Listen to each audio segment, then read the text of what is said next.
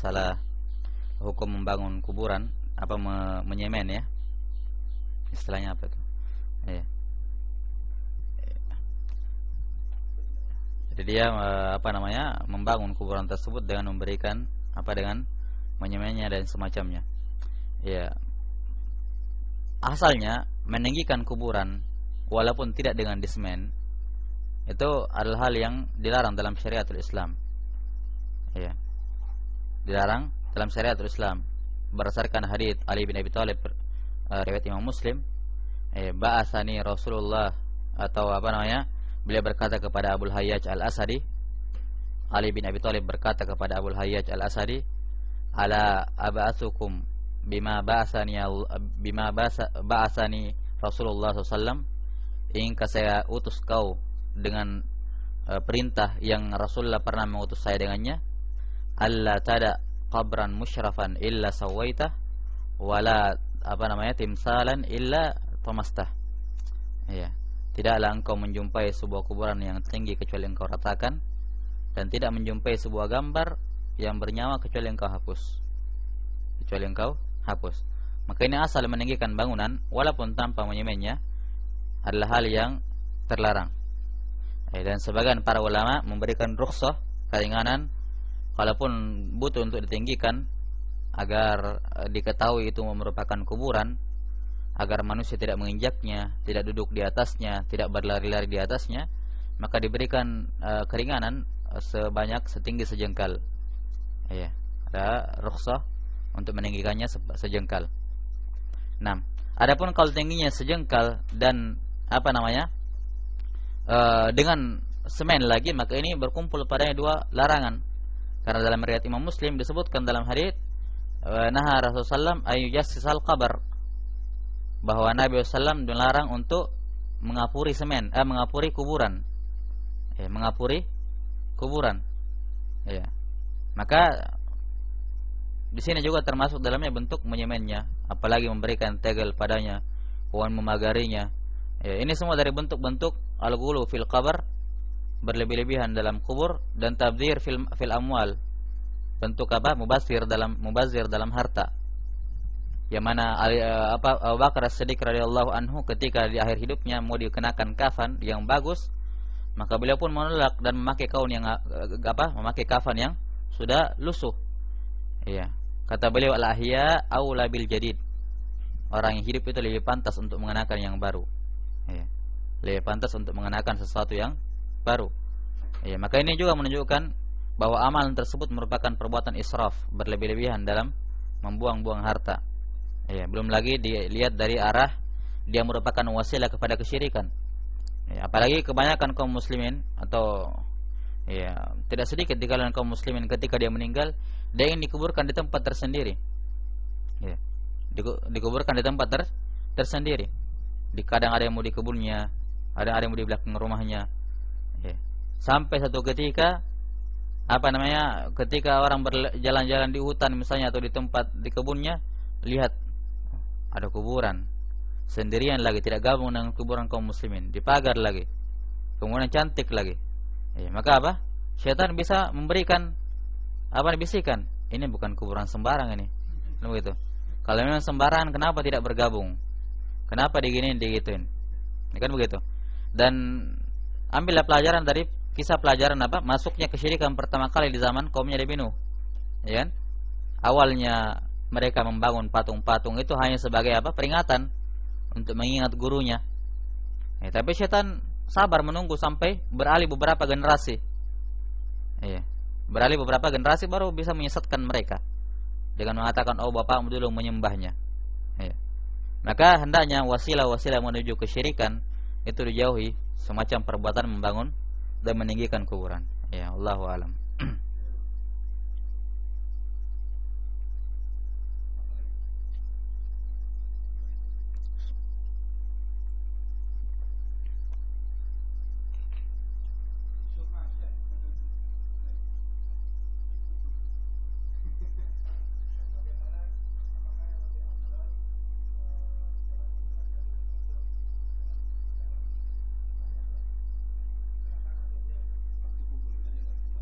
Fikih.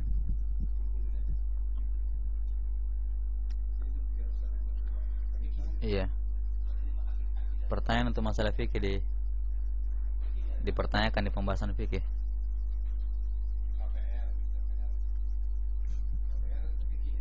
Iya.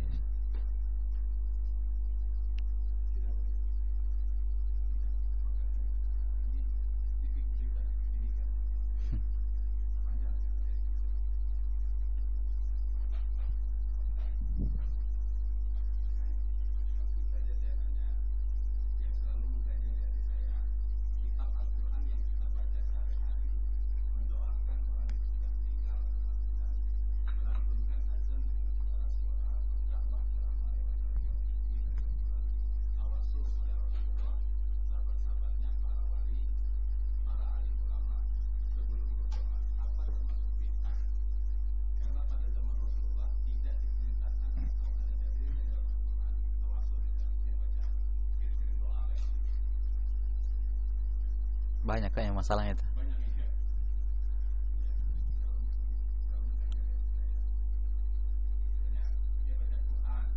Apa coba?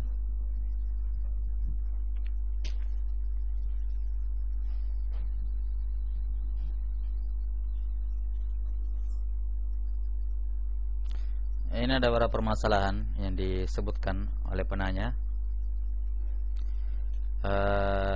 Masalah yang pertama, kitab Al-Quran yang kita baca sehari-hari, enggak paham apa maksudnya. Terus mendoakan orang yang sudah meninggal tahlilan. Adapun mendoakan orang yang sudah meninggal, tentunya adalah hal yang disyariatkan. Ya. Mendoakan bagi orang-orang yang telah meninggal ampunan, baik itu orang tua maupun keluarga. Ya, disyariatkan untuk mendoakan orang yang sudah meninggal. Cuman, ya, bukan dalam bentuk ritual atau acara tertentu. Ya, bukan dalam bentuk acara atau ritual tertentu. Ya, hendaknya seorang muslim mendoakan orang yang sudah meninggal dan berdoanya tentunya kalau dia ingin doanya kepada orang yang meninggal itu, misalnya orang tuanya itu ingin dikabulkan oleh Allah, maka hendaknya dia berdoa di waktu-waktu mustajabah. Waktu-waktu mustajabah antara azan dan iqamat. Ya, kemudian ketika dia safar, ya, atau dengan mengangkat tangannya sambil menyebut nama Rabb seperti yang tersebut dalam hadis, dan syarat-syarat lain dari waktu-waktu istijabah, mustajabah. Demikian pula tempat yang paling afdal untuk berdoa adalah di masjid. Di masjid. Iya. Adapun mengadakan acara tahlilan, ya, apalagi pada hari ke-7, kemudian sampai hari ke-40, sampai hari ke-100, ya, ini sebenarnya masuk dalam bentuk an-niyahah, meratapi mayat. Meratapi mayat. Karena telah terjadi hukum di kalangan para sahabat, akan datang nanti penyebutannya insyaallah pada bab-bab yang akan datang, di mana sebagian sahabat mengatakan kunna na'uddul julus wa ta'ama fi baitil mayyit minan niyahah.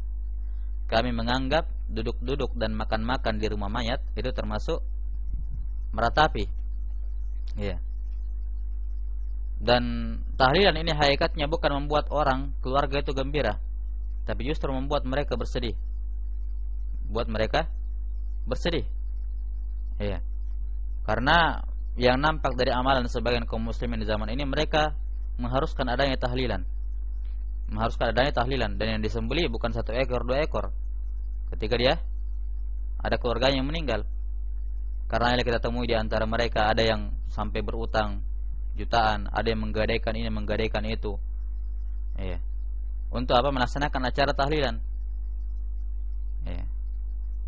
Sampai ada yang keluarganya sudah sakaratul maut, dikatakan jangan meninggal dulu, saya belum punya uang ini untuk bikin acara, kan begitu. Ya, karena terbebani dengan acara seperti itu. Ya, seakan-akan diwajibkan oleh syariat. Ya. Ditambah lagi, ketika seorang keluarganya sudah meninggal 7 hari sudah dilupa. Ya. Hari ke-40-nya diacarakan, sedih lagi, ingat lagi. Ya. Hari ke-41-nya sudah lupa, hari ke-100-nya dirayakan lagi, sedih lagi. Ya, maka ini bukannya memberikan kabar gembira yang menjadi inti dari takziah, untuk memberikan kabar gembira dan memberikan hiburan kepada orang yang keluarga yang terkena musibah, akan tapi justru mengingatkan mereka kepada kesalahan orang yang telah meninggal. Adapun melantunkan azan dengan pengeras suara, berdakwah lewat media, ini secara umum adalah hal yang diperbolehkan. Ya. Hal yang diperbolehkan.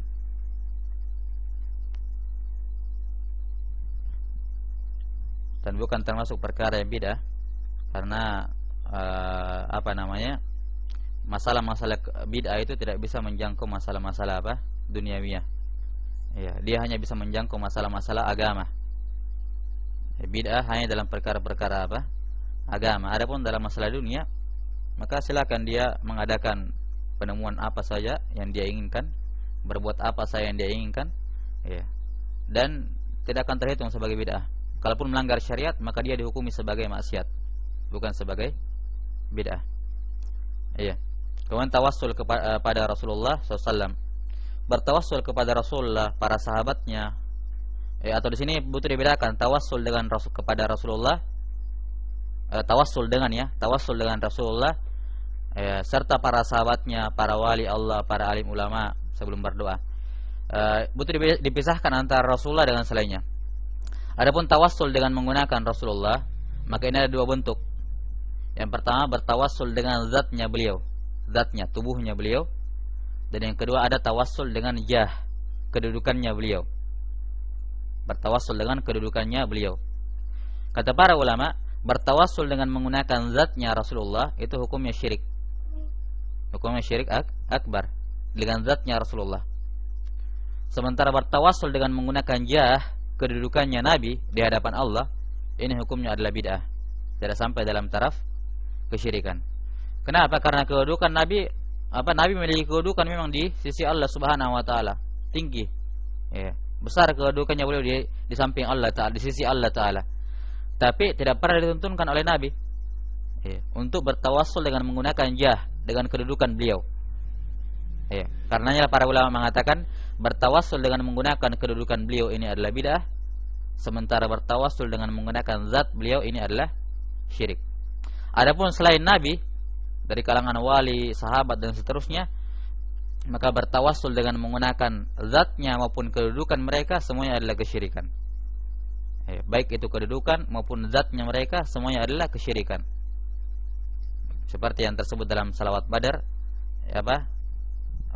tawassalna bi bismillah wa bil hadi rasulillah wa kulli mujahidin lillah li ahli al-badri ya Allah, kan begitu. Di sini ada tawassul dengan menggunakan Rasulullah. Ya. Adapun bertawassul dengan Rasulullah tidak keluar imma syirik imma bid'ah. Apakah dia syirik atau bid'ah tergantung rincian yang kita sebutkan tadi. Adapun tawassul dengan ahli Badar, penduduk Badar, penghuni Badar, prajurit perang Badar yang meninggal, maka itu adalah kesyirikan. Ya.